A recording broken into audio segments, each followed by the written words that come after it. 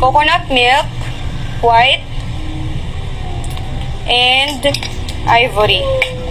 Ayan.